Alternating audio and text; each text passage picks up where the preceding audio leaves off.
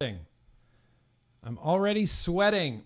All right. Welcome, everybody. Welcome back to Tuesday, Bro Tuesday. You know, it used to be a live call-in show. It might go back to that someday. But what we do nowadays is we sort of look at and unpack and discuss some of the news that's been going on as it relates to the world of vaping, the world of tobacco, tobacco control, tobacco harm reduction, and the such as. First and foremost, I'm a freedom guy. Always have been, registered libertarian, so that's the lens that a lot of this news is going to get viewed through. And I have a few things on deck today. I wanted to talk a little bit about a study that was done in 2017 that CDC and NIH did, where they went and evaluated the air quality in a working vape shop for 2 solid days. I just ran across this study. I was fascinated that this doesn't get any more news or coverage than it did, but I thought the results were pretty interesting. And if we have time, I wanted to talk a little bit about how the FDA is kind of, playing favorites, I guess, a little bit with cigars and not vape products, and giving cigars a little bit of a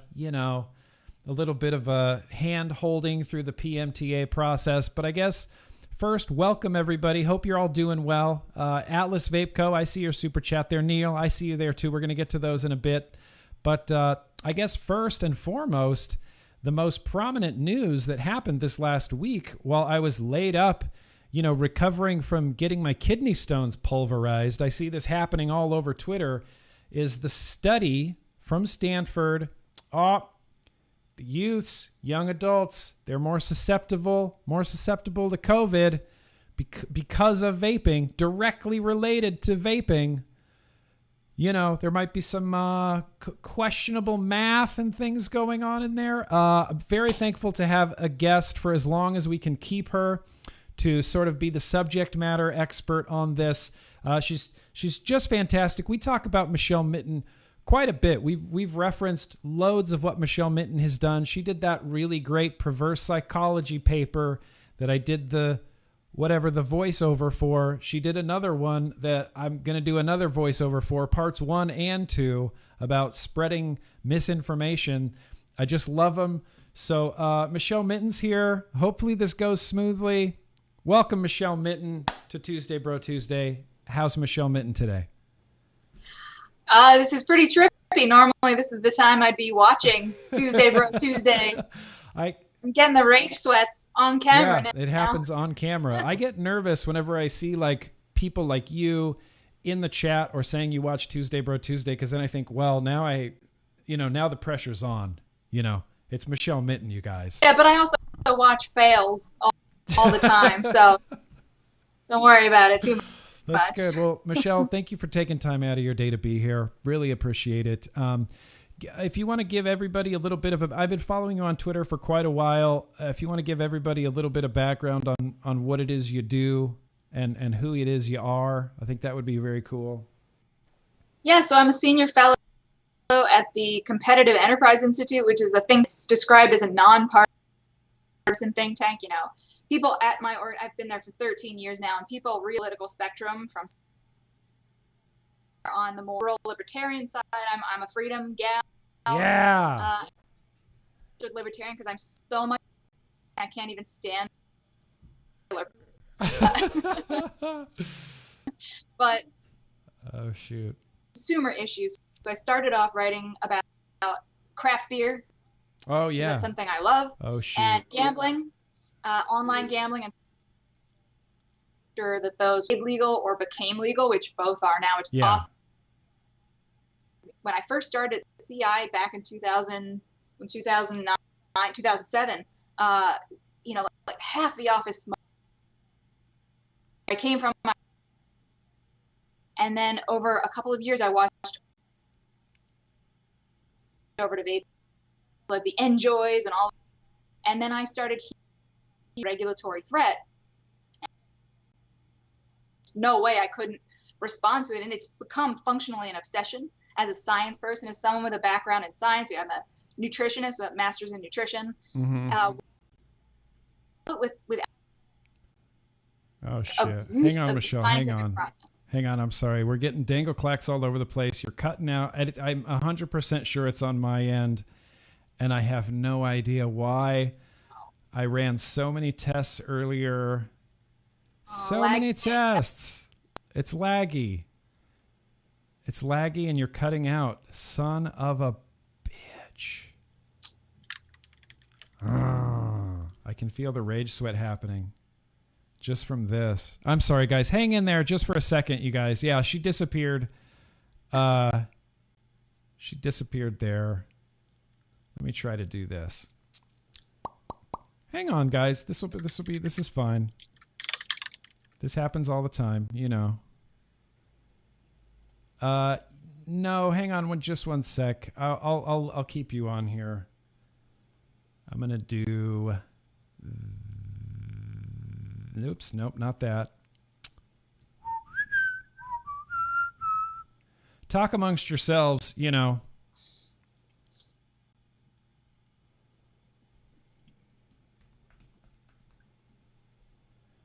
Yeah, I know. People are texting me. I don't know how to use OBS with Zoom, so that's just what happens. There's Michelle Minton. She's back now. Look at that. It's very unprofessional. It's just a screen capture of Skype. Wow, that's super unprofessional, GrimmGreen.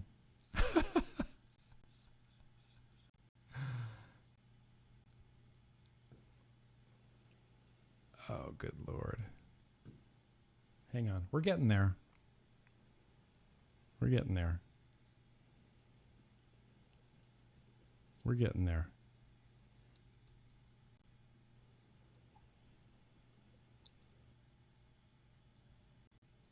Okay, now this should be the solution. You were saying you're so libertarian you can't even register. Oh, I was saying that a lot of other science fields starting to happen in this.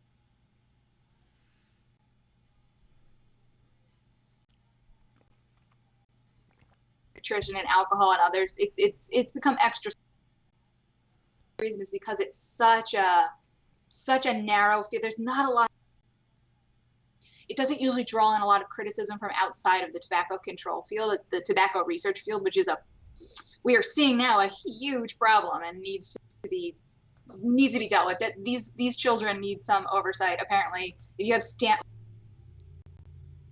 research that is so obviously sloppy and bad.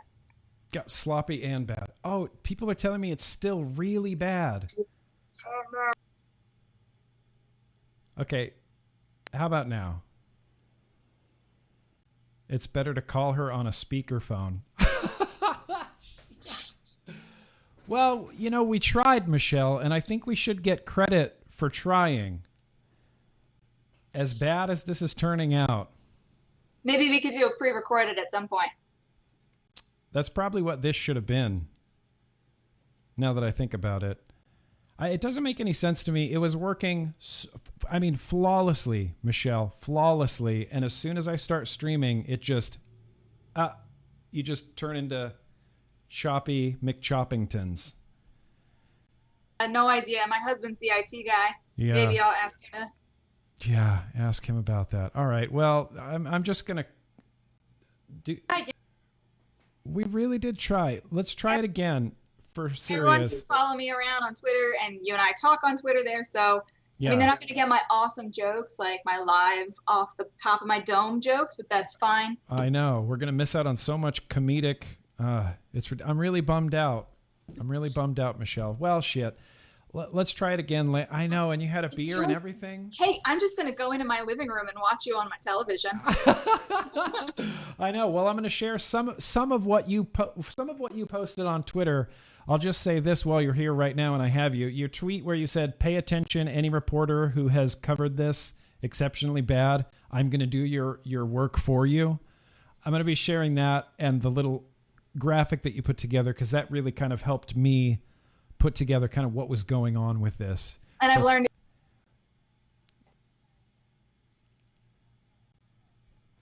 I've gotten some other people interested. Some people outside of tobacco control are now interested in looking at it. Some stats professionals.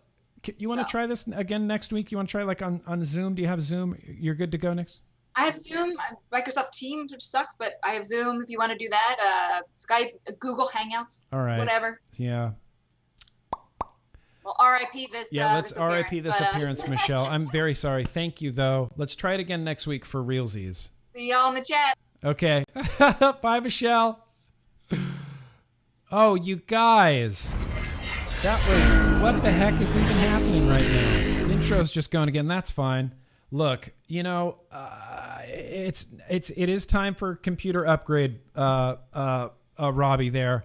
I have a new computer on the way. I finally just pulled the trigger and I'm getting a new computer. I upgraded my internet to the fastest internet that exists. I get like 400, 500 megabits per second upload all the time. I mean, consistently. I'll even run a speed test right now if you don't believe me. Huh? If you don't believe me, let's just run a speed test right now. Blazing. You missed nothing good, Clarity. Nothing good. Just lots of Dangleclacks. I was really, Michelle Minton is a champion for sticking through with that. Yeah, see, right now I'm getting 356 megabits per second upload speeds and download speeds.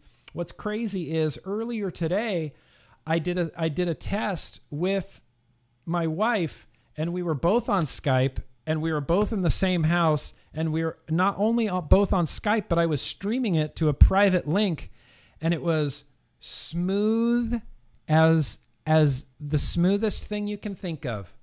Think of something really smooth in your head, you know?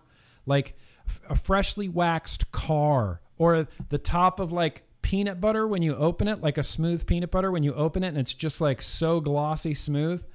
That's what the stream looked like. It looked perfect. Yeah, sounds like a Mac problem. It could be a Mac problem. I should have a new computer here by this weekend. I'm going to figure out how to put Zoom calls in here. I know that's what she said does Zoom, and I haven't figured that out yet. I have not figured it. Smooth as truth butter, EB sings. Smooth as truth butter. So let's, I guess, kind of pick up where we left off. We were talking about this. USA Today was the first place that I saw it. Let me try to pull up USA Today. Yeah, USA Today was the first place I saw it. It said, whoops.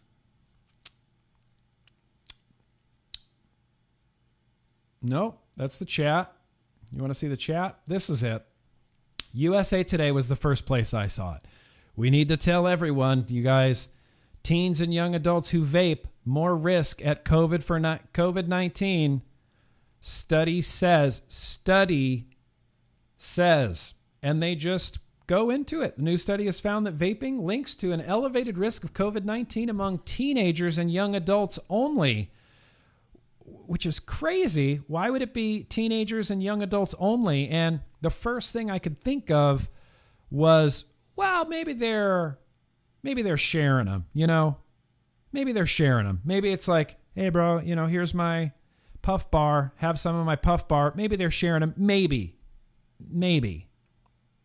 that's how it's happening.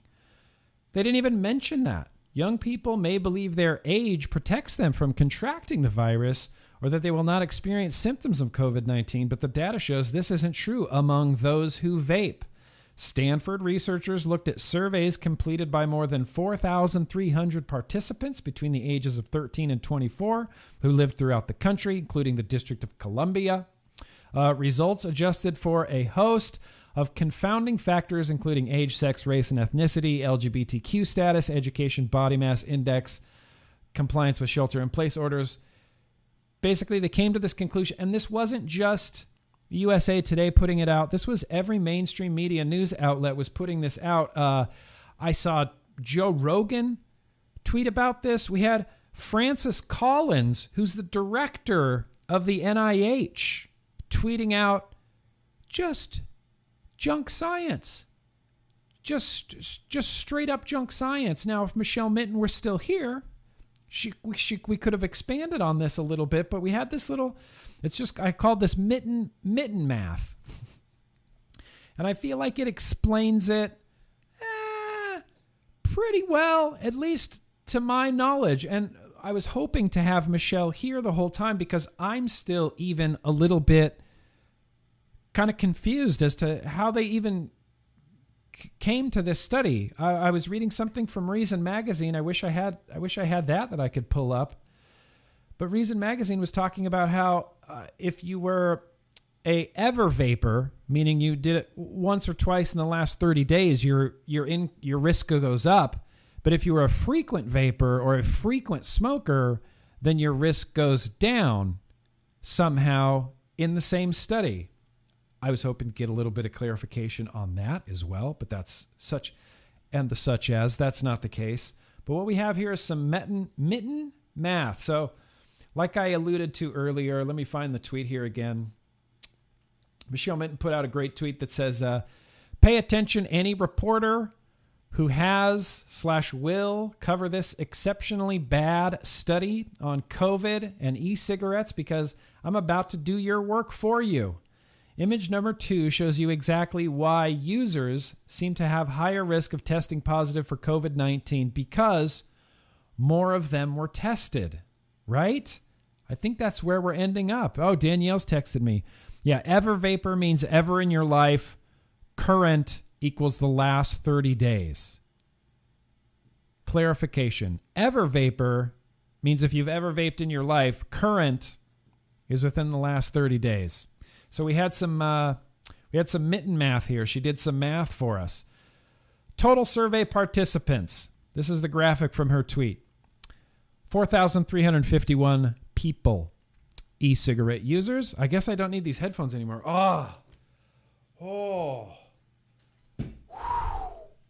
That's like, good Lord. That's like someone just turned the air conditioning on. Total survey participants, 4,351 people. E-cigarette users, 2,183 people. Never users, 2,168 people. Yeah, thank you, Danielle. Participants tested for COVID. E-cigarette users, 17.5% of 2,183 equals 382 people. Never users, 5.7% of 2,168 equals 124 people. You following the math here? Participants who tested COVID positive, 2.3% of that 2,100 people, 50 people, 0.8% out of the 2,168 people, 17 people, percentage that tested positive among those tested for COVID, 50 out of the 382 people, 13.1%. And these are the final numbers down here. These final numbers right here. This is what we even need to be paying attention to. Vapors had a 13.1% chance of contracting COVID-19, and non-vapors had a 13.7% chance of contracting COVID-19. To me, using Michelle Minton's math, which I trust Michelle Minton implicitly to do this correctly, that doesn't look like an uptick in any capacity. That doesn't look to me like a vapor has a more chance. It's the same. It's a same chance. It's a same chance. And this whole study flies in the face of everything that we had been talking about recently with all of the studies being done in France and different parts of the world, talking about that, well, the nicotine from cigarettes might have a protective quality for COVID-19. Smokers are drastically underrepresented in countries like France. I think France was the first place they noticed it. Smokers drastically underrepresented in COVID-19 hospitalizations. Drastically underrepresented. What's the deal? What's the deal?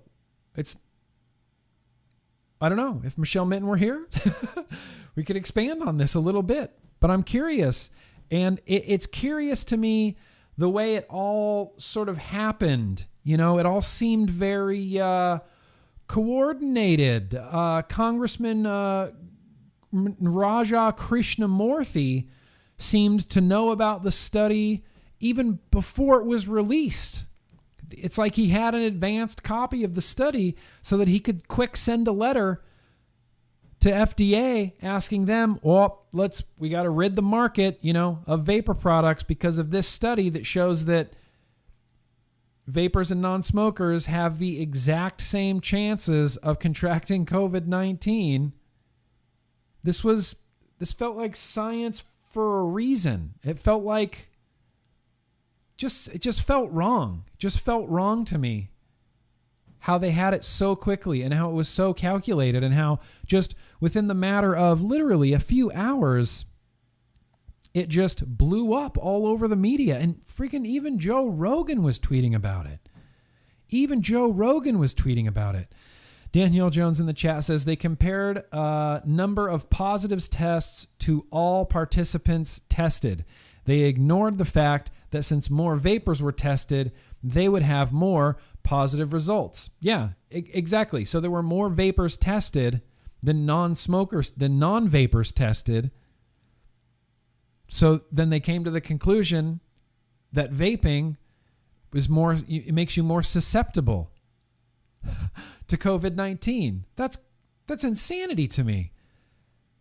That's crazy to me. And Hamish, you're absolutely right in the chat. Hamish, it was an online survey.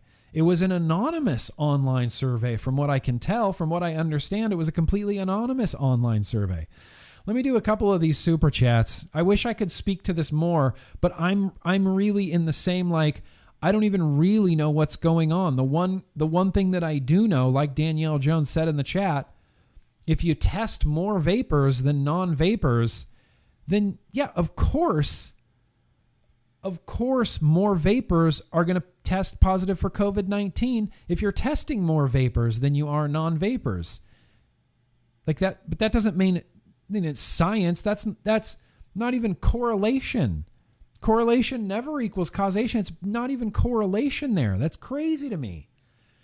It's just crazy to me. Felt very, like I said, very coordinated. Ranger Man in with the super chat. I pulled over to wait for the party to start. I can at least listen until I get home. All right, Ranger Man, I appreciate that. Thank you for pulling over your car. Sorry for all the Dangleclacks. Atlas Vape Co. Legion sent me a long time ago. So what up? You good, bro? Look, I'm doing pretty good. I'll do a couple little personal updates here in a hot second here. Neil, very gracious of you. Yo, Nick. I just want to say hi. Missed a few streams. Sorry, but I'll catch you on the replay this morning. Hope you're doing well after last week. Yeah, and good in the mind brain. Doing pretty good in the mind brain. Dan from chat says, did they say how they actually came to these numbers? I know it was an online survey, but did they just ask random people if they vape and have COVID?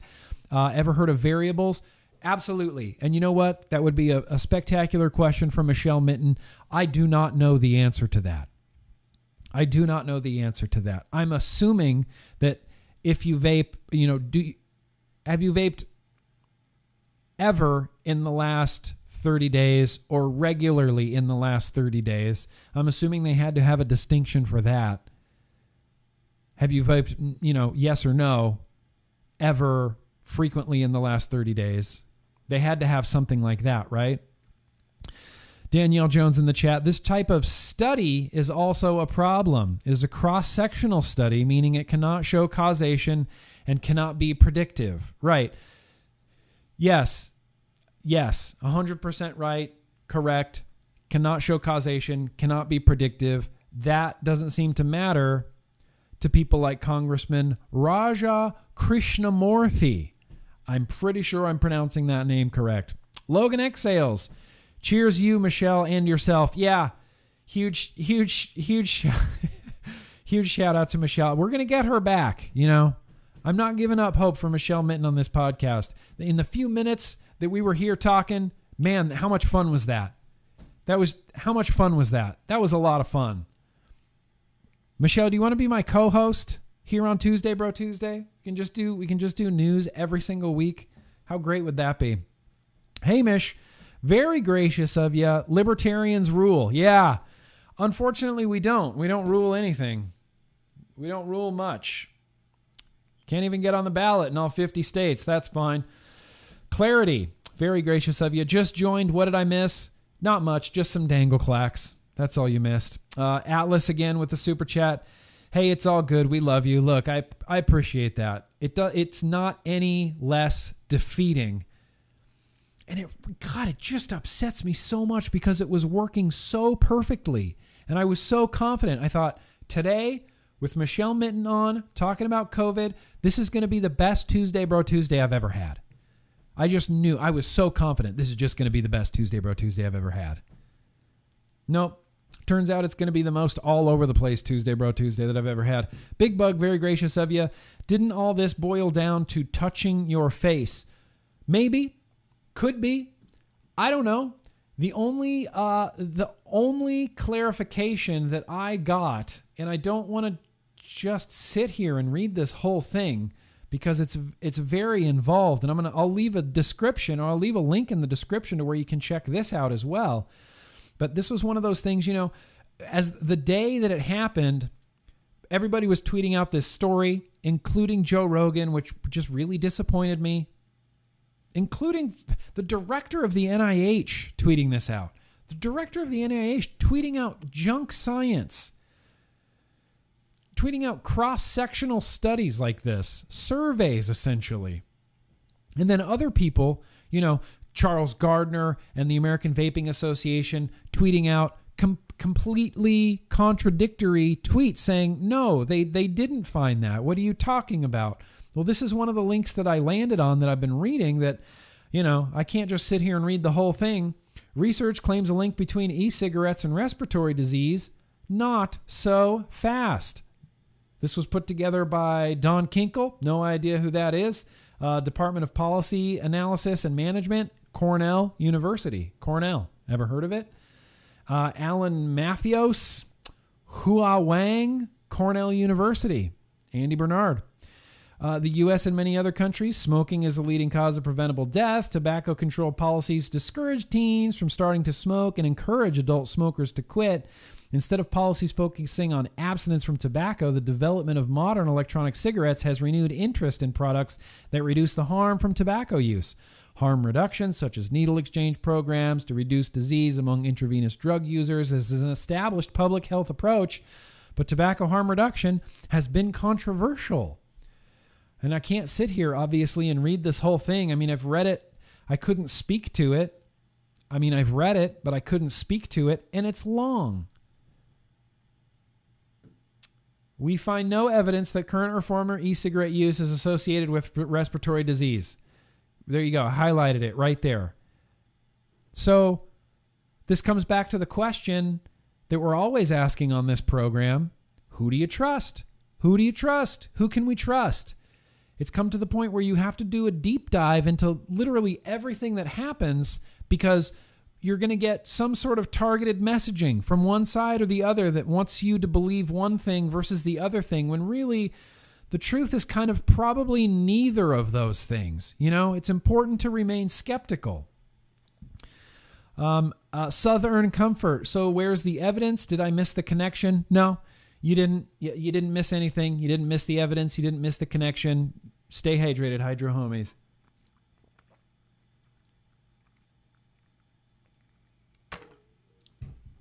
Kevin Mitchell in with the super chat.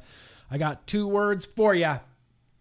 Organized propaganda. And short of putting a tinfoil hat on my head, that's really what it felt like. Severely felt like really organized propaganda. Just a very orchestrated media blitz of this study. And I feel like they had to do that because I think they know that this study didn't have much legs, didn't have many legs to run on, And I think they had to do it like all at once. It's one of those, plane crash type of things where, well, let's get everybody's attention real quick on this. Assume that nobody's going to do a deep dive. And by the time people can do a deep dive into this, it's already out there. The news is already out there. Joe Rogan's already tweeted about it. The damage has already been done. And by the time that people can start correcting this misinformation that happened, hopefully, just hopefully, Raja Krishnamurthy, Just hopefully vapor products will be off the market by then.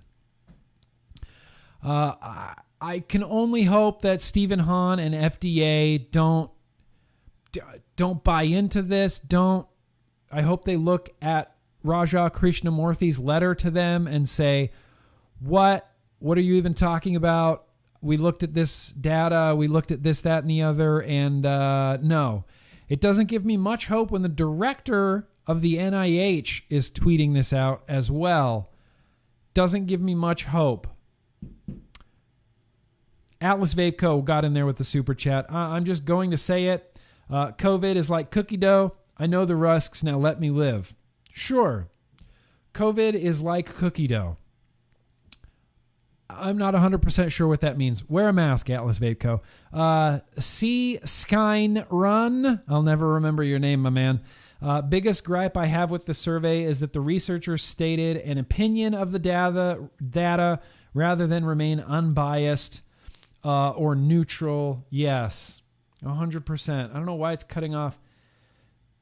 Yeah, my biggest gripe, it was cutting off your super chat for some reason, was that the survey researchers stated an opinion of the data rather than remain unbiased and neutral. Shady. And that's something that we've griped about a lot on Tuesday, Bro Tuesday. A lot is that we don't just get data. You know, we don't just get bullet points. And I have to credit Michelle Minton for saying this. We get targeted messaging. We get a version of the truth. We don't get the truth. We get messaging. You know, it's not, Scott Gottlieb didn't say 0.6% of middle school kids have become regular users of vapor products. He said there's a youth vaping epidemic. That's the messaging that we got. We didn't get numbers. We didn't get data. We didn't get truth. We didn't, you know, science is supposed to be unbiased. We didn't get any of that. We got messaging. We got youth vaping epidemic. Ha! Reefer madness. Vaping's going to punch your mom in the face. I heard they did a study. I heard Stanford did a study and it showed that vaping punch your mom in the face. Ian, very gracious of you. Nick, check out Steve Vorb's What's Ahead, Vaping versus Tobacco on YouTube. Yes, someone just tweeted that particular, it might be a video, it might be an article, but yeah, absolutely. 100%ly. 200%ly. Let me get to this, let me shift gears a little bit. I'm trying to leave the Dangleclacks behind us. I'm trying to, the study author is associated with P.A.V.E, I believe, Danielle Jones. What now? See, here's where I'm going to be skeptical on you. What do you got to back that up, Danielle Jones? You want to come on the show? You want to jump on here? I don't even know how to get Zoom. Apparently, I don't know how to get Zoom working on here. I don't know how to get Skype working on here. I don't know how to get you on here as a guest. Otherwise, I would. Yo to you, Dickie. I appreciate that. So let's shift gears just a little bit. I'm going to put the Dangleclacks behind me. I'm going to wipe the truth butter off of my face. Wipe all the rage, sweat, and truth butter off of my face. You know, nothing sends me into a tizzy more than technology. And I can't stress this enough. It was working perfectly before. But you know what? You just got to wipe your hands. You got to move on. Wash your hands. Don't touch your face. Wear a mask and move on. Move on from that. One thing I wanted to talk about, I ran across, there's a great Instagram account. Hang on. I'm going to pimp out this Instagram account right now because it's fantastic. And I don't know who runs it, but it's spectacular. Oh, Danielle Jones sent me over some evidence. All right. They're called Vapor Advocate. They've got 12,000 followers over there on the Instagram. Brightness still too high.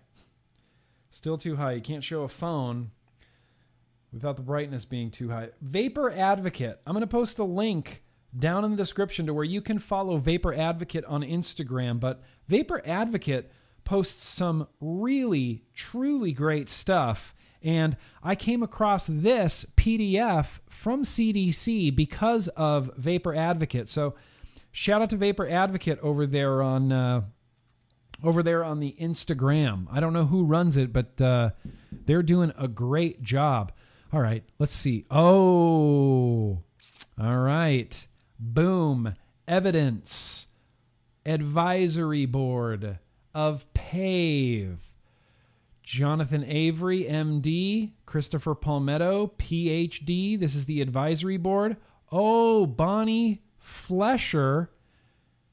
Bonnie Flesher. She's the one at Stanford University School of Medicine. Right? Bonnie Halpern Flesher. She's the one that did this. This was like partly her study, right? Let's zoom in on her name here. Parents Against Vaping. She's on the Parents Against Vaping Advisory Board. And look at that. Stanford University School of Medicine. Peculiar. Curiouser and curiouser. That's my best Mr. Burns impression. My best Mr. Burns impression. Interesting. That name rings a bell to me. I know she is very staunchly anti-vaping. Incredibly staunchly anti-vaping. I don't know who upset Bonnie Halpern Flesher, PhD, but someone did. Maybe she caught her kid vaping. I don't know. Someone upset her.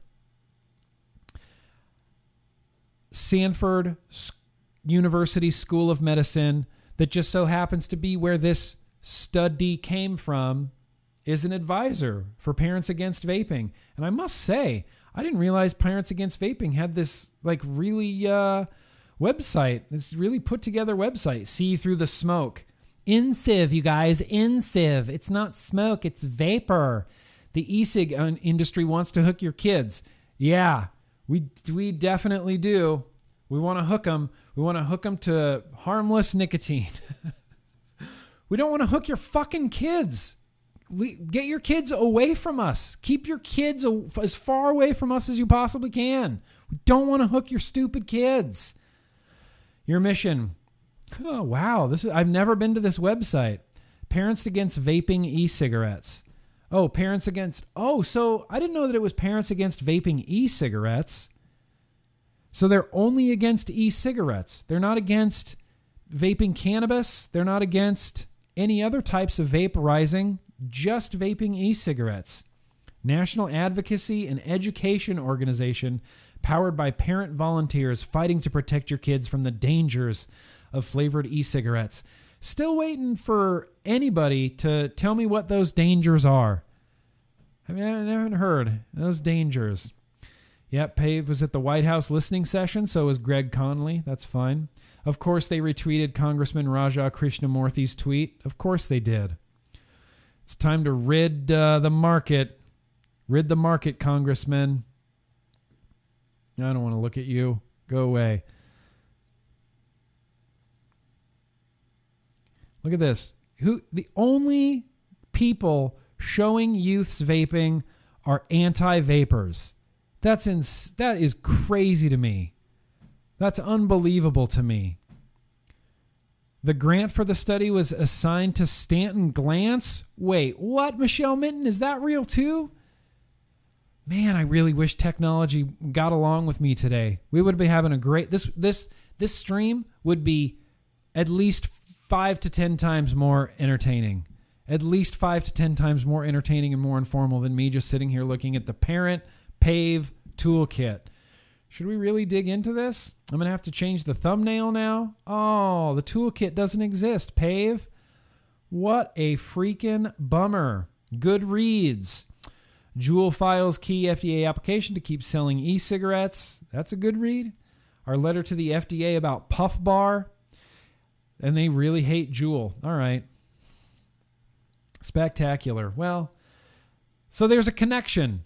There's definitely a connection between P.A.V.E., Parents Against Vaping e-cigarettes, and this Stanford study that happened that does not show that vaping young vapors and young adult vapors are at any greater risk of contracting COVID-19 than just whatever, normal non-vapor Dave guy.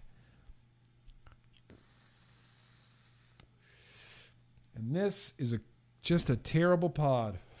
Sorry. I need to vape. I'm getting all riled up. I need to have a vape here. Let me do a couple of these super chats here. Yes, Ian, thank you for that. Forbes, I'm gonna be checking that out. Chasing Clouds and Flavor Reviews. The sky is falling. The sky is falling. Get some 2.4s and fix the damn ceiling. We can't lie here and take what's being served. Stay cloudy. We can't. We can't lay here and take what's being served. I agree with you, Chasing Clouds. Where is the outrage about child-friendly alcohol, Ranger Man? You know what? That would be a really fantastic question. I think that my theory around this is that you're never going to see parents against flavored alcohol or parents against alcohol because parents, drink wine, drink beer, drink Warheads and donut-flavored liquor and beer and alcohol and birthday cake-flavored vodka and Captain Morgan coconut P.A.V.E rum. They're not going to go after that because they consume it themselves. I doubt anybody on the P.A.V.E board or anybody involved with P.A.V.E has ever been a smoker or has ever tried to quit smoking or has ever been a vapor. That's just not it. To them, our lives don't matter because we decided to do this ourselves, you know? I think one of the things that really upsets the antis is that we enjoy it, that we were able to quit smoking so easily, so effortlessly, accidentally in some cases. I think you will never see that because they enjoy it, because they enjoy alcohol. And it's the same, thank you, Ian Thomas. Appreciate that. Stay hydrated, Hydro Homies.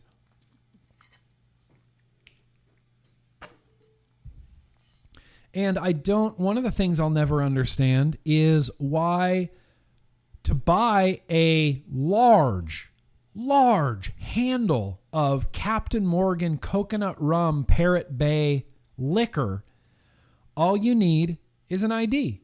That's all you need. You just need to prove you're 21, and then they'll sell you however much alcohol you want. I don't know, in California you can get 2, 3, 4 handles of liquor as long as you're over age. Welcome to America. Buy as much as you want. It's not like that everywhere. And some places like California, between 2 and 6 a.m., you're not allowed to buy alcohol. Bars close at 2. If you're in Nevada, it's like a 24/7 thing. I remember going to Las Vegas, and it's like 5 in the morning, and you're just drinking rum and cokes because you're of age. You're allowed. The only thing between a youth and a large bottle of flavored liquor is an ID. The only thing between a youth and a nicotine vape is an ID, but that's not good enough. They need to be banned, you guys. That's not enough. They need to be banned. You will never hear for a call to ban flavored alcohol, at least not yet. Christopher, very gracious of you. You need to collaborate with a company and produce an advocacy mech tube mod. I would pay damn good money for that. That's a great idea. I partnered with BMI back when they were Beast Mode, back when they were making mods, and we did the Grim Army CASA fundraiser edition. We raised something like $6,000-$7,000 for CASA based on the sales of those mods. Went pretty good. Went pretty great. I would love to do it again. It's just a matter of doing it. Any manufacturers watching, you want to collab on a mod and we'll give some money to advocacy? Let's do it. I'm on board. Bug House, Big House. You didn't say nothing. You didn't have to. I appreciate that. Joseph, very gracious of you. It's a lie, but so what? Exactly. It's complete junk science, but so what? I didn't even get to play the whole Governor Cuomo thing. Man, that really bums me out. Okay, so what I want to do right now is I want to shift gears a little bit, and I would like to talk a little bit. Actually, let me do this first. I want to read this. Oh, dang. So what? I didn't even load it in here. See, that's how unprepared I was. I was really prepared to spend some time with Michelle Minton, and that's okay. Getting to be election season, it's been election season for a while here, and I've always told you on this YouTube, I'm never going to tell you who to vote for. I'm only going to tell you to vote your hopes. Vote your hopes. Me personally, like I said, libertarian, going to be voting for Joe Jorgensen. Remember that if you're a Democrat in a predominantly red state, your vote doesn't matter. Your vote doesn't count. If you're a Republican in a very blue state, your vote doesn't count. It just doesn't count. Remember that. Remember that. Vote your hopes. If anybody's wondering, Paul Blair, our old friend Paul Blair, old conservative Paul Blair, where does Kamala Harris stand on vaping? Well, she attacked President Trump in January for not banning all flavored e-cigarettes and nicotine vapor products. She is an extreme militant prohibitionist on the question of tobacco harm reduction. And that leads us to this particular article. Harris and the wonderful, the mummy, Dianne Feinstein, 97 years young Dianne Feinstein, slams FDA e-cigarette policy riddled with loopholes for flavors that appeal to children. Now, here's where we could talk about the damage already being done. I'm not going to sit here and read this whole thing, but Kamala Harris, Dianne Feinstein, Senator Patty Murray, and their Senate colleagues send a letter to the Food and Drug Administration, Dr. Stephen Hahn, criticizing the FDA's decision to break the Trump administration's promise. Don't forget, Trump administration promised to clear all non-tobacco flavored e-cigarettes from the market by announcing a weak policy that includes huge exceptions regarding the menthol-flavored products and many flavored e-liquids that are not in a cartridge. So they're upset. So what? Kamala Harris, whoops, so what? Yeah, they're upset. So what? They're upset that Trump's Food and Drug Administration left exemptions for products that youths aren't even using. Do we just ignore all of the data from the National Youth Tobacco Survey? Apparently. This is where we get into the narrative is out there and the damage has already been done. Everybody in America already thinks that it's the reason that youths are vaping is flavors, right? The flavors appeal to kids. And for the average, non-vapor, non-smoker, smoking person that's just everyday average Dave guy who's just out there listening to the news going, oh yeah, it kind of makes sense in your head. You think, oh yeah, I mean, that makes sense to me. If the nicotine in these e-cigarettes is flavored like strawberry unicorn poop, then shit, I could see how that would appeal to a kid. That must be why they're vaping. Despite what the evidence says, curiosity, by the way, but we all knew that, it kind of makes sense. And that's how it gets out there, and that's how the damage is already done. And that's how the damage is already done from this Stanford study. And it will take, good Lord, forever to get things like that reversed. Forever to get things like that reversed.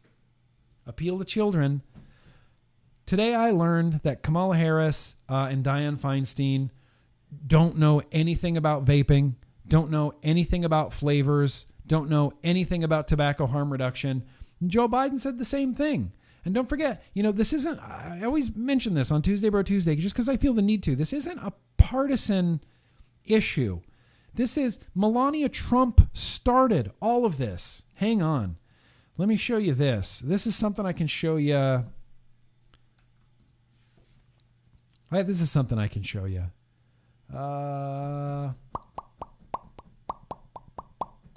Melania Trump started all of this.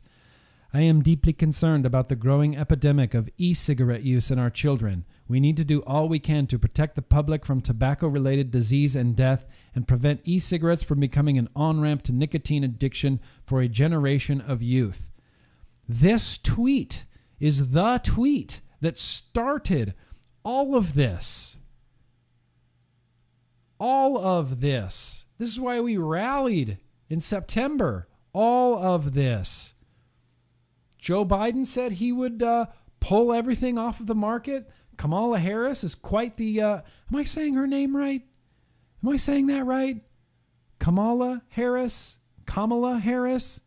I've heard some people say Kamala, and I've heard some people say Kamala. I'm sorry if I'm not pronouncing that correctly. I don't mean that in a disrespectful way. I just don't know how to pronounce her name. Kamala and the corpse, the mummy, Dianne Feinstein, prohibitionists. Does prohibition ever work? Riddle me that, Batman. Does prohibition ever work? Had another article here from Vaping 360.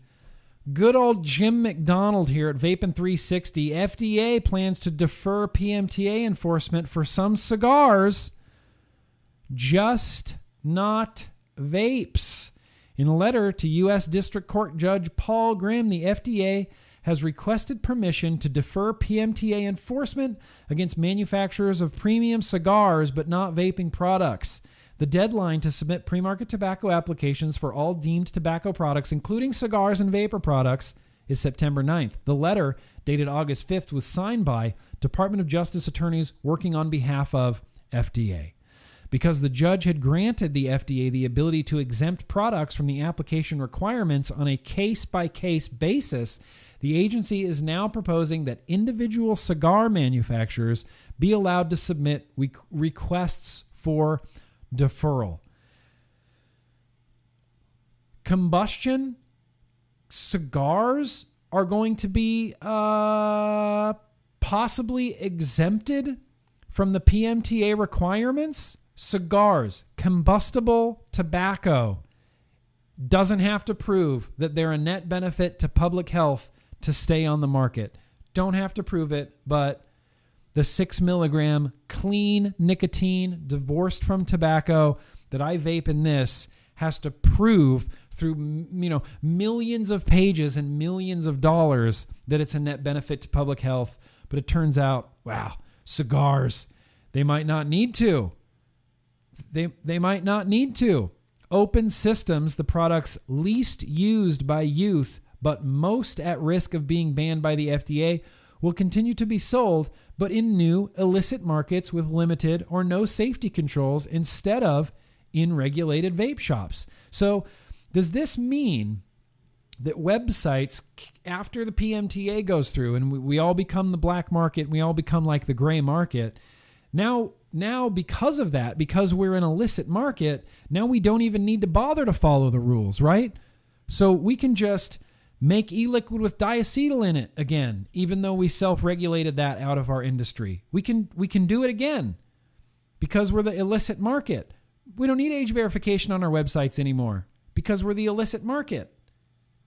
That means we don't have to follow the rules. Is that what that means? I feel like that's what that means. I feel like that's what that means. The agency also said a large number of PMTA submissions by cigar manufacturers would prevent regulators from focusing on review of vaping product applications. What? That just seems like the biggest cop-out of all time. The biggest is it the biggest cop-out of all time? Technically, yes. But so what? Biggest cop-out of all time. Oh, there'd just be too many applications, you guys. Too many applications. Too many cigar manufacturers. They'd clog up the system. So just whatever. I guess my solution to this is, I don't know, just give them a free pass. We really got to focus on those vaping product applications.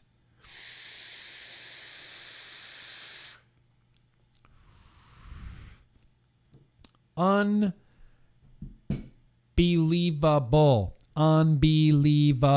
What did Greg Connolly have to say about it on Twitter? FDA may finally be recognizing that the PMTA process is too complicated and costly for small businesses with hundreds or thousands of SKUs, so long as your small business makes premium cigars and not vaping products. Here's the thing. That so what was a complete accident. That so what was a complete accident. Yeah, you feel the rage sweat happening, Chip? I feel the rage sweat happening too. says FDA must get permission from Judge Grimm for any changes to PMTA enforcement because Grimm ruled against the agency last year in a lawsuit brought by a group of anti-vaping organizations led by the American Academy of Pediatrics. The plaintiffs had challenged the FDA's 2017 postponement of the PMTA deadline until 2022 based on administrative requirements. Grimm set the new deadline and federal appeals court upheld the decision earlier this year. The anti-tobacco plaintiffs opposed the FDA's plan to exempt premium cigar manufacturers from PMTA enforcement, according to the letter from the agency, and will respond to the judge themselves by August 17th. The plaintiffs... who's pushing for this? Campaign for tobacco-free freaking kids? Campaign for tobacco-free kids. Campaign for tobacco-free kids. Campaign for tobacco-free kids. So that's a thing that's happening. Looks like that some cigar manufacturers, they're just going to be exempt. They're just going to be exempt from the PMTA pathway, from the PMTA process. Combustible tobacco can just stay on the market. Stay on the market. If that's not enough to give you rage sweat, you got to go to bed, Steve W. I appreciate you coming out, watching this really off-the-cuff Tuesday, Bro Tuesday. I'm usually much more organized than this.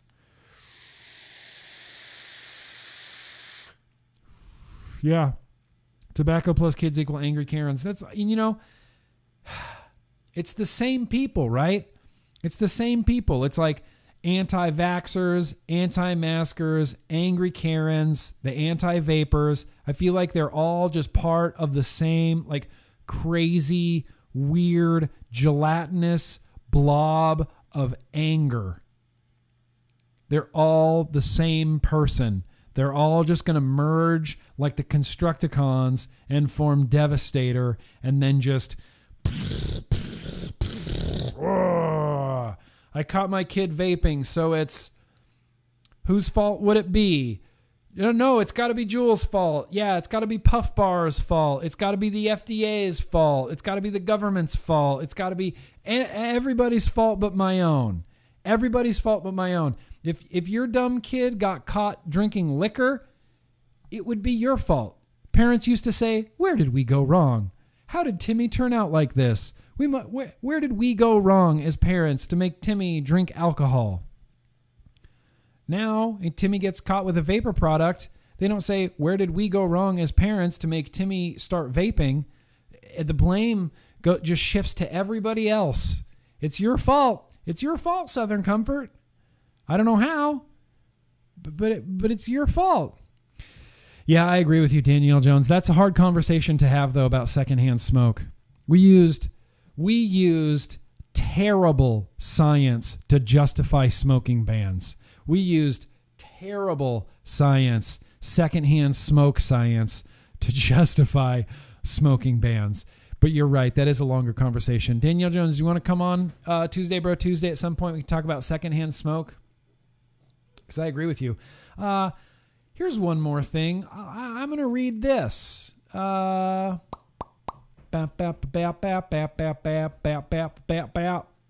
read that. I'm going to read this. I'm going to read this before we talk about, what should I do? Which direction should we go here? Should we go with CDC? All right, let's go with CDC. So CDC in 2017, not just CDC, but the Department of Health and Human Services, the Centers for Disease Control and Prevention, and the National Institute for Occupational Safety and Health, also known as it's my favorite acronym, NIOSH. Don't you just love saying that? NIOSH. Everybody say that. NIOSH. Right? NIOSH. Yeah, it was Glance on the secondhand smoke thing. I vote we start a new stream. Tuesday Bro Tuesday is going to be me and Danielle and Michelle, and then we can just rag on Stanton Glance. Just throwing that out there, you guys. Just throwing that out there. So in 2017, CDC, Department of Health and Human Services, and NIOSH did a health hazard evaluation program on vape shops. On vape shops. What they did is they went to a vape shop in January of 2016. They collected air samples for flavoring chemicals, including diacetyl, including, how's this pronounced? Pantanidone.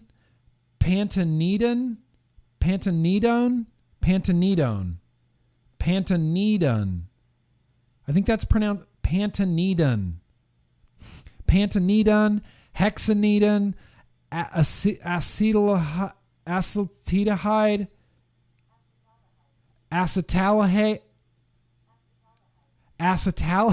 I have this pulled up. Acetaldehyde. They basically went into a vape shop looking for everything that could possibly be bad for you to inhale in a vape shop. They wiped for samples of nicotine and metals on commonly touched surfaces. Here's what they found. Employees vaped at work. Yeah, sure. Concentration. I'm going to zoom in on this because this is good stuff. Concentrations of vaping-related chemicals in our air samples were below occupational exposure limits. In a vape shop, NIOSH, in a vape shop, and if you've ever been to a vape shop, or at least, in the heydays of a vape shop, it was like walking into a vape event. It was just clouds lingering in the air, just fog everywhere. You're trying to see through the mist and make your way to the counter so you can, greet the person working there. Just a hazy cloud of everything, and employees vaping while they work, and people sitting at the juice tasting bar and just vaping and vaping and vaping. And a lot of these vape shops had vape lounges, right? Where people just would go and just sit and just vape. Man, I miss vape shops. People just go and just sit and just vape. Not all employees wore chemical protective gloves when they were working with liquids that contained nicotine. That's sure. I guess that's a thing. Should the employees be doing that? I don't know. Maybe, right? I don't do it at home. I don't glove up every time I drip. The bottle of stock nicotine solution was stored in the same refrigerator used to store employees' food. I do want to point out that it was stored below any food. It was stored towards the bottom there. Implement what the employer can do. So basically, they found nothing. I'm going to scroll down here as well. I'm going to scroll down here and show you exactly what they did and did not find, because this is a huge, fascinating document. They go into a little bit of background about what vaping is. They talk about some liquids or e-juice, what they're comprised of: propylene glycol, vegetable glycerin, nicotine, flavoring chemicals. Chemicals that are in vaping include, diacetyl, could contain diacetyl, even though there's no liquids that contain diacetyl, right? I haven't seen one in years and years and years that could possibly contain diacetyl, but I could be wrong. Talks about how the vape shop buys wholesale liquid and resells it to the customers, and the vape shop also mixes their own sort of in-house e-liquid, in the shop, house juice. I miss the old vape lounges as well, Wet Work. I really do. I wish I could just open, if I could somehow make money from it, I'd just open a lounge where you just come hang out. We got air conditioning. We got a record player. Got some beverages. Got what? Maybe some Fanta on tap. Have some coffee. And sit and just vape and associate, like a club. Like a vapor club. At least it was in the fridge, right, Duncan? At least it was in the fridge.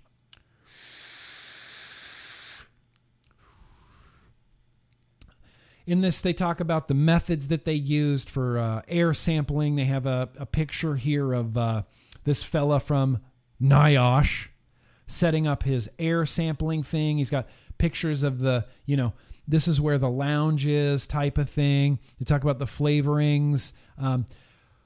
formaldehyde in the air. They tested for formaldehyde in the air, which, spoiler alert, not detectable. They searched for nicotine in the air, which, spoiler alert, there was some. They searched for propylene glycol in the air, which, spoiler alert, there was some propylene glycol in the air. They searched for other volatile organic compounds in the air. They wiped down surfaces. So let's get down here. Let's get down here to the results, right? Let's get down here to the results. Now, this is even the boring results. Okay, here's the picture of the nicotine being stored in, I believe that's the crisper drawer. Is that where you're supposed to store nicotine? Store nicotine in the crisper drawer. There's no chance of cross-contamination. I mean, that's what they tell you to do. They tell you to put, fish and poultry below vegetables. Put fish and poultry and meats underneath at the bottom. So there's no chance of juices, turkey juices. Yeah, sure, turkey juices, chicken juices. Dripping down onto other consumables and things like that. So I feel like they were doing that correctly. I felt like they were doing that correctly. So air sampling results. Whoops. Air sampling results. Flavoring chemicals in the air. And this is a big graph here, a big table, as they say. It says none of the personal air samples for the flavoring chemicals were above an 8-hour time weighted occupational exposure limit. The lowest OEL for these chemicals was the NIOSH recommended exposure limit of 5 parts per billion for diacetyl, 9.3 parts per billion for pantanidin,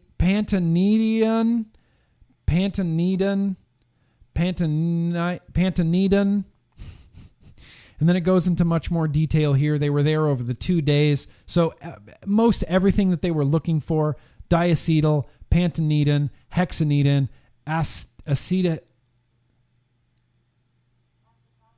acetaldehyde were either well below NIOSH's recommended exposure limits or not detectable at all. Not detectable at all. Formaldehyde in the air. Yeah, formaldehyde in the air. 3.8 parts per billion. Not detectable here. 7 parts per billion, which is well below NIOSH, well below OSHA. OSHA, you can have up to 750 parts per billion of formaldehyde in the air before they say, well, you should probably wear a respirator. You should probably wear a respirator there. Table 5, okay. Nicotine in the air. Here we go. Table 6 represents the results for nicotine area air samples. Nicotine was not detected in the air in the lounge area, at the juice bar. Airborne nicotine concentrations were detectable, but below the minimum quantifiable concentration. Now, this alone blows the secondhand vapor sort of myth, I guess, in my opinion, completely out of the water. Completely out of the water. We used, like I was mentioning earlier, we used terrible science to justify smoking bans, secondhand smoking and things like this. Terrible science to do that. Thanks again to Stanton Glantz.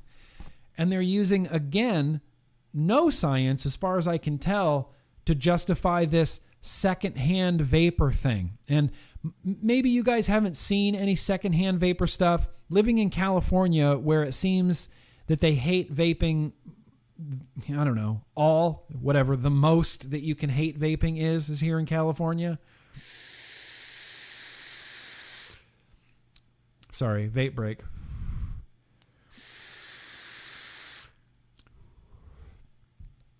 In California, the California Department of Public Health, there were posters, there were big billboards. I remember seeing television commercials about this, and the idea behind this ad campaign from the Department of Public Health was they wanted people living in apartments to sort of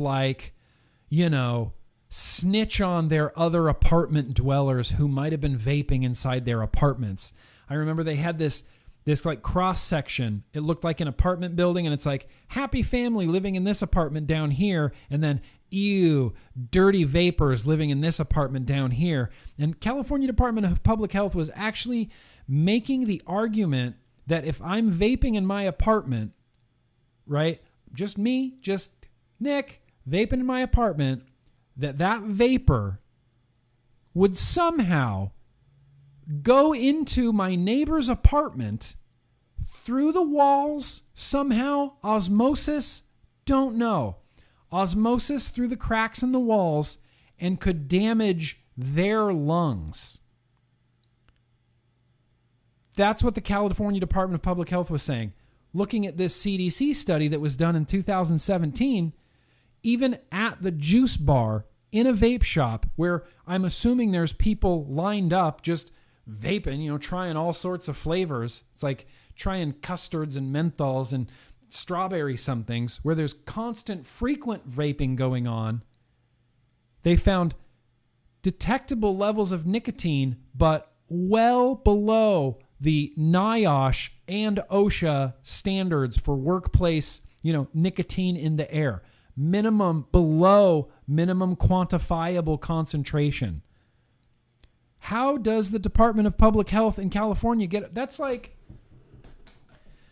saying this knife closed, sitting on my desk, can somehow cut my wife in the other room. And people just ate it up. You start secondhand vapor. It's a thing. It's not a thing. Don't let anybody tell you that secondhand vapor is a thing that's going to affect you in any capacity whatsoever. Now, don't, I know, it's vape. It's not a meth lab, Patrick. Now, don't vape in public. Don't, be aware of your surroundings. Don't, I don't go in public anymore. I feel like not a lot of us are going in public anymore. I go once a week down to Hollywood to check my mail, and that's about it. And even then, I just vape in my car. I don't vape outside. I don't feel the need to. But when I was going in public, if I vaped somewhere, like once upon a time, oh God, remember the times before COVID, you guys? My wife and I, we would go to the Grove Farmers Market in not near downtown LA, but like South Hollywood, LA, down to the Grove. I go to the Farmers Market, get some paninis, maybe get some freshly made kettle corn, and it was just great. You could walk around there, and I'd have like maybe something like a pod with me. I don't know. And you just discreetly vape. Don't blow it in people's faces. Have a little vape. It's whatever. Hold it in. Maybe blow it out. Blow it upwards. Because of secondhand vape. Well, public use bans. That's where these public use bans come from. The worry of secondhand vape, that secondhand vapor, despite the evidence, despite what the evidence says, that secondhand vapor can somehow get to you, go in your lungs, I don't know, damage them in some way, despite what the evidence says. It's crazy to me. It's crazy to me. I got truth butter and rage sweat coming out of every pore on my face right now. It's bananas to me. So what I'm going to do is I'm going to put a link down in the description. Shout out to, again, Vapor Advocate over there on the Instagrams. I don't know who that is. If you tell me who you are, I'll give you a proper shout out. But I'll put a link in the description to this PDF, the evaluation of chemical exposure at a vape shop that was done in 2017, where they found essentially nothing. Essentially zero. Don't let anybody tell you that secondhand vape is a thing, because it's not a thing. Oh, David R., I vape at stoplights all the time. That's one thing that I definitely do. I like to cloud chase in my car. I'm a car cloud chaser.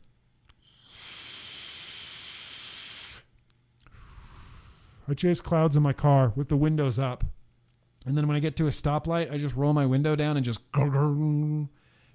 clouds come out. I don't really do that. I do actually kind of do that sometimes. I'll post a link down in the description to where you can read this. And the very last thing, fucking Francis Collins, unbelievable. The very last thing I wanted to read, I'm going to leave you guys here with this. This was a thread from Paul Blair, and I don't know who follows Paul Blair. You know, Paul Blair is one of those guys I really like, but I don't necessarily follow everything he says or believe everything he says or take stock in everything he says. I'm a person that firmly believes in getting information from a wide variety of sources. People you might agree with, people you might disagree with. You know, it's like it's how I feel about Steven Crowder. I don't necessarily agree with everything that Steven Crowder says, but I agree with some of the things he says, and the things that he says that I don't agree with, that challenges me. That challenges me. It makes me want to look into it more. It makes me want to do a deep dive. It challenges what I think and what I feel about things and how I feel about things. I think it's important to get news and information from people that you might not necessarily agree with 100% of the time, because then it just becomes an echo chamber, you know?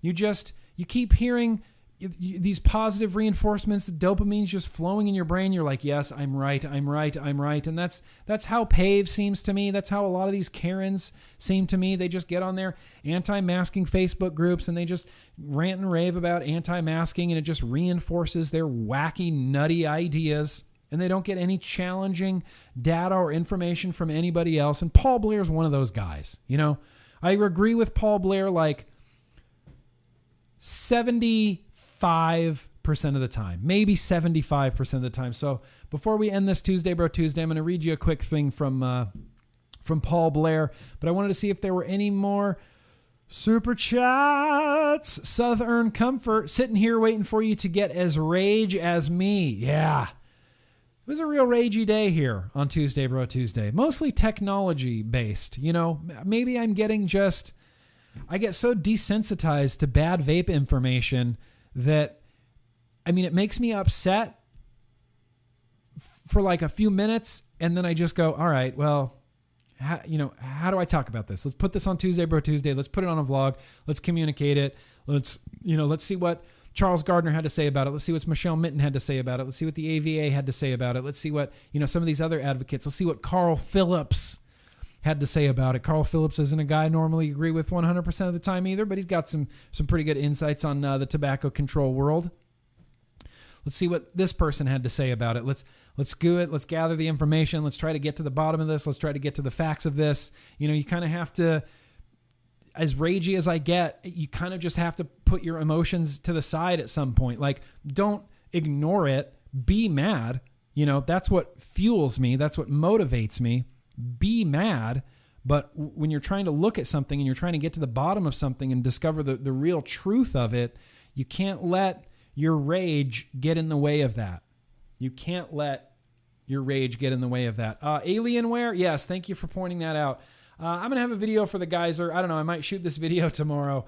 This is just, how is this simultaneously one of the best and worst things that has ever existed in vaping? It is just a monstrosity of over-engineering, but it vapes so well.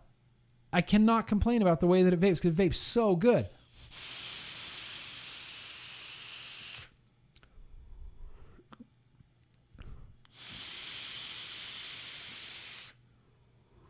Yeah, it vapes so good. So thank you, Southern Comfort. I appreciate that. Friction, secondhand vapor is air, morons. Yeah, it is. It is. It's mostly just air. And, like I said, that doesn't mean that we should just be vaping all over the place and just, civil disobedience, just vaping all over the place. Like, I remember back in the day, it would make me so enraged. I would see these videos on Instagram of dudes doing like trick runs down the Walmart aisle. And I'm thinking, what the shit are you doing, man? Have your brains fallen out? Like, what the fuck do you think you're doing there? That's the worst idea that I've seen a human have in a really long time. Just dudes doing these trick runs down the aisle of a Walmart. Don't do that. Don't do that. The Indoors. Hey, Nick, I've been watching you since 2016. Love your content, and I have a question. Why does secondhand only count for vapes and not cigarettes? Oh, it does. Secondhand, secondhand smoke. Everybody talks about secondhand smoke. The majority of the people talk about secondhand smoke have no idea what they're talking about. Again, we used horrible. Let's talk about this next week. I have a few resources I can go to, and I have one particular study that I ran across. We used horrible science for smoking bans based on secondhand smoke. Secondhand smoke. Chinese Jimmy from the chat, very gracious of you. If masks really worked, they would try to ban them, just like vaping. Yeah, well, no, I mean, that's not the thing. They don't have anything to gain monetarily by banning masks. They have things to gain monetarily. Big Pharmaceuticals has things to gain monetarily by pushing for anti-vape legislation. Masks really do work. I don't know if I have any mask skeptics in here, but they definitely do work. And I explained this before with sneezing. You don't just walk up to somebody and sneeze in their face. You cover your mouth, right? That keeps the droplets away from your mouth. And let me just play devil's advocate for a second. If all of the infectious disease experts are wrong, somehow all of the infectious disease experts are wrong, the most that you were put out was that you had to wear a cloth over your face for a little while. That's the most that you were put out, was that when you're out of your house and you're in public and you're going to the Ralph's grocery store, you had to put a piece of cloth over your face for a little while. That's the most. That's the most that you've been, that you've been put out. For years. Here we go. We're going to end this Tuesday, Bo. Tuesday, Bo? Who's Bo? No idea. Tuesday, Bro, Tuesday. We're going to end this Tuesday, Bro, Tuesday with a little bit of a thread read from Paul Blair. I guess it's actually kind of long. This is just really, really good. This is just really very good. And I forgot that he did this. And this is from September 20th, 2019. Paul Blair, everybody. For years, vaping has been joked about as some weird hobby of hipsters in big cities. Here is a little bit of why I, a non-vapor and never smoker who works for a political taxpayer organization, have been so engaged on this issue for years. A thread. I first learned about this issue soon after I started doing state work at Americans for Tax Reform in 2013. We saw Oklahoma and South Carolina consider new excise taxes threatened on these products. We were natural allies because we oppose any and all tax hikes, so we engaged. In 2014, we learned about these vape conventions and trade shows that were happening all over the place. I asked someone in the e-cig industry if they could suggest that I go to one or two. They suggested shows in Miami and Southern California. Grover Norquist, who also works for Americans for Tax Reform, he said go for it. Miami, 5,000 adult consumers at the World Vapor Expo. I wasn't there. This was the first real experience with vapors. Most were Democrats. Most were brand new to entrepreneurship. Many were confused as to why I was there. I never wore a suit to one of these things ever again. California, 30,000 adult consumers and 2,000 businesses that I had never heard of before. I thought, something is going on here, and it's kind of cool. Also, there were little people throwing free samples at people, and that was interesting. Vapors have always been eclectic. Then, the Washington government proposed a 95% tax on the last weekend before session ended. More than 300 vapors showed up to protest. This was organic. The tax hike would have only made the state a few $1,000,000. Small potatoes in state budget fights. That's when I thought politics. Over the next year, I met thousands of consumers and businesses. I spent hours talking to these people about their backgrounds. We talked politics. We talked tax policy. We talked about their improving health. I was so intrigued. I didn't spend many weekends at home. No one else was seeing what I saw. No other policy organization or think tank understood what was happening. A coalition of people who didn't want tax hikes on products they were using to help smokers quit were becoming radically outraged at government for wanting money from them. I was running with it in 2015. Evidence began to come out of Europe that e-cigarettes are much less harmful than cigarettes to consumers who switch from cigarettes. I substantiated what I was hearing from these people across the country. 30 states tried taxing these products. Most of the efforts were unsuccessful. These consumers were being told that vaping wasn't better than smoking. Those same people became increasingly suspicious of government. They were becoming libertarians as far as I saw it. Vote gold. I was introducing... Paul Blair didn't say that. Paul Blair's not going to tell you to vote gold. I was introducing the new business to more sophisticated political community. We needed to get these guys better at lobbying. We needed to get them to meet politicians before they were on the chopping block. 2015 to 2016 included a lot of that for me, introducing a lot of people. A lot of businesses were making a lot of money helping smokers quit. It was really cool to see. Then everything changed in May of 2016 when the Obama administration changed the definition of a tobacco product and put this industry on a path towards prohibition in 2018. We organized businesses and consumers nationwide. I flew to more than 60 congressional districts that summer, helping vape shop owners and consumers talk to their members of Congress and district on behalf of their shops and tell their stories. That was fun, traveled all over. We needed Congress to intervene in the Obama administration's efforts because the FDA had put a halt on the introduction of any new products. It was devastating for innovation. Innovation is what improved the smoker experience in terms of helping them quit, and flavors. The summer of 2016 was craziness, was the crazies of my professional life to a point. I was all over the place, meeting congressional staff at home with vape shops up the street from these offices. I sat in these meetings explaining the regulations while businesses explained the economics. It was such a cool experience for me, and a nobody policy guy from DC. Honestly, it was humbling. I can't tell you how many of these folks I've seen crying, telling their stories about quitting smoking and just wanting to help other people do the same thing. Man, that's a good sentence, Paul Blair. Man, that's a good sentence. As far as I'm concerned, that's all the vape industry has ever been about to me. Quitting smoking and wanting to help other people do the same thing. If you don't understand the politics of vaping, it's because you've never spoken to a vape shop owner. It's because you've never spoken to someone who smoked cigarettes for 30 years, wanted to quit, and never could until they found just the right flavored e-cigarette. We knew these people were political, so we polled it. Nationally, we looked at how strong their political beliefs were about this issue. It was overwhelming. 4 out of 5 were single-issue voters on this issue.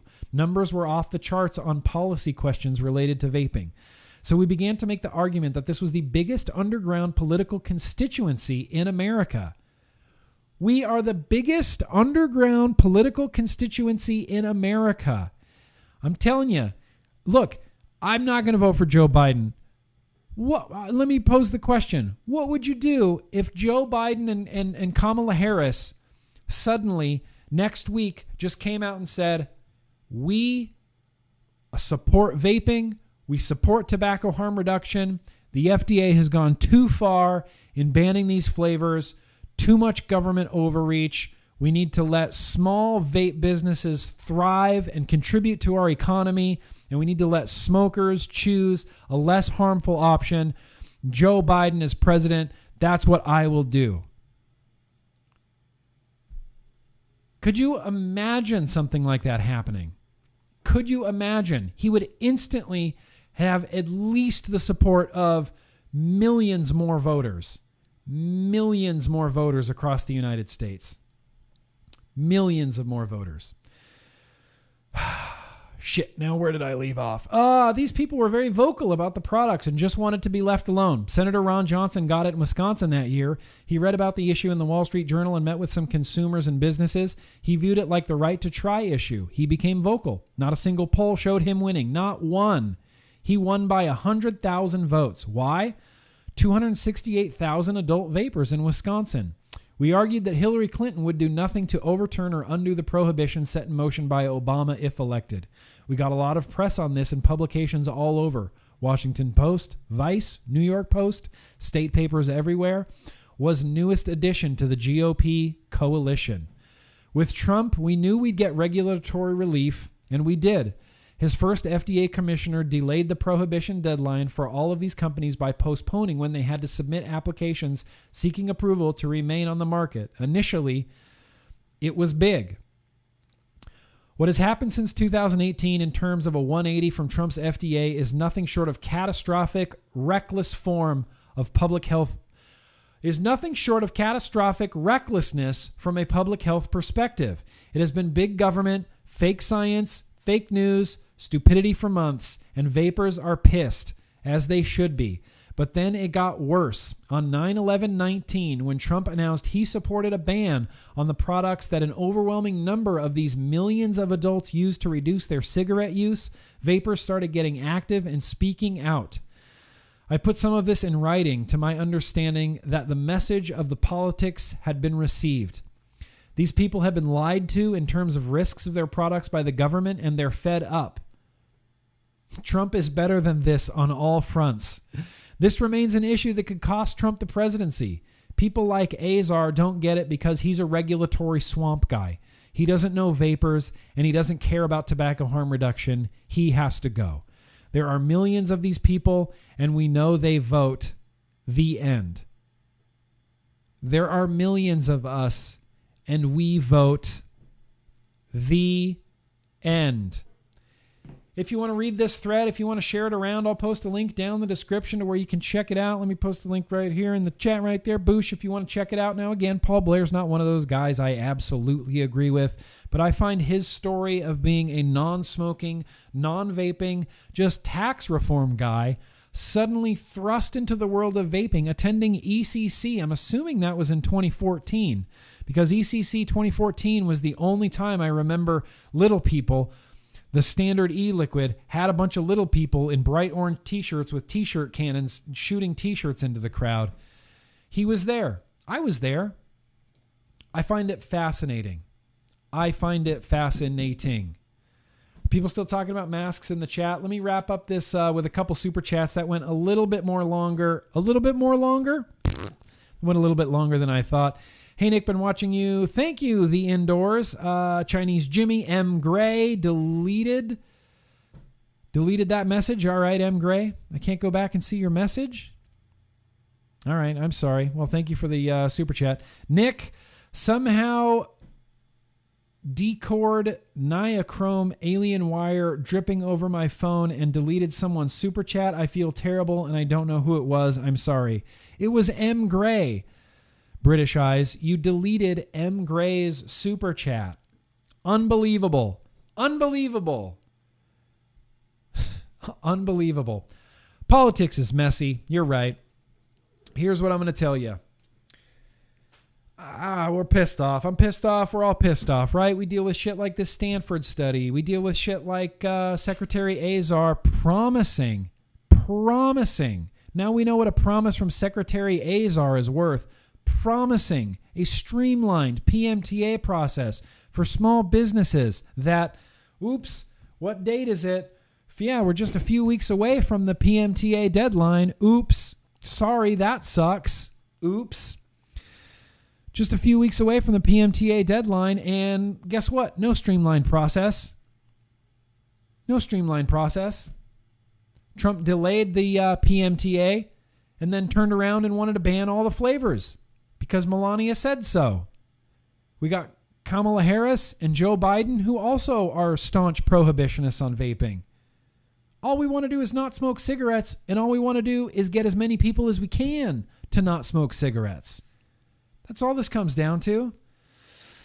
I did have an update on You Don't Know Nicotine. I don't know where it went.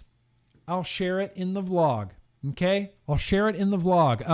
I'm going to try to get Zoom working here on this computer because we're going to have someone from the AVA on to talk about the rally that's coming up in September 5th rally. We're going to have someone from the AVA here on Thursday. We're going to discuss that this Thursday in the vlog. I think it's just going to be a whole mess of vape mail. Of course, I'm going to have beer. I'm going to try to squeeze a liquid tasting in there, but I have a feeling it's just going to be a whole mess of mail. So let's go. I'm going to go ahead and wrap this Tuesday Bro Tuesday up. You guys, you know what? Thank you. Seriously, so much for watching. Was I all over the place today? Technically, yes, but Vaping oh, this is the is full thing. better Let's just watch than it. smoking. Technically, yes. But so what? So what? Cuomo says. Will vaping help smokers quit? Technically, yes, but so what?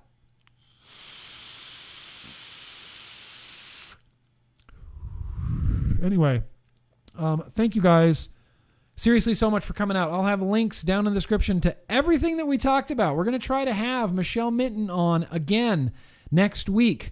If not to discuss this Stanford study yet again, do a little bit more of a deep dive into it. Maybe just to pick Michelle Minton's brain just a little bit about the world of tobacco, tobacco control, tobacco harm reduction. I'm already looking forward to it.